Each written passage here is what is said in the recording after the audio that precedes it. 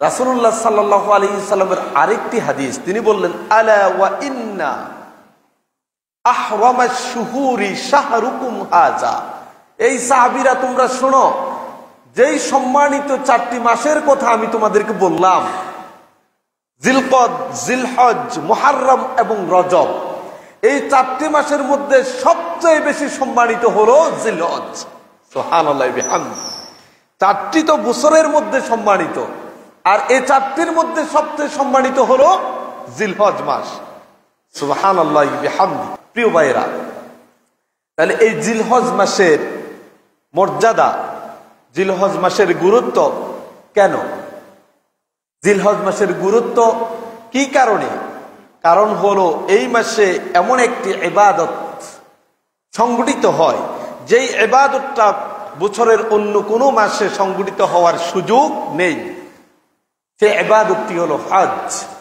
আমরা জানি এই হজ উপলক্ষে পৃথিবীর বিভিন্ন প্রান্ত থেকে মানুষেরা বাইতুল্লাহিল হারামের পানে ছুটে যায়।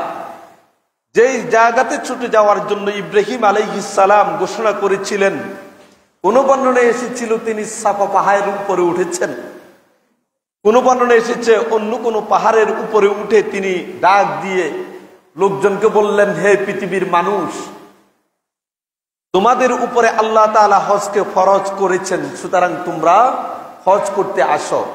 আল্লাহ তাআলা যখন ইব্রাহিম আলাইহিস সালামকে আদেশ করলেন, তুমি ঘোষণা দাও, আজান দাও, মানুষ যাতে বাইতুল্লাহর পানে হজ আদায়ের জন্য আসে, সেই ঘোষণা দিয়ে দাও।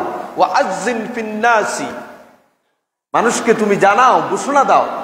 ইব্রাহিম আলাইহিস সালাম বললেন, আমার এই আওয়াজ পৃথিবীর আনাচে কানাচে পৌঁছা কি সম্ভব? আমি সাফা পাহাড়ের উপরে উঠে কত জোরে আর বলতে পারবো, এই আওয়াজ কি সকলে শুনতে পাবে?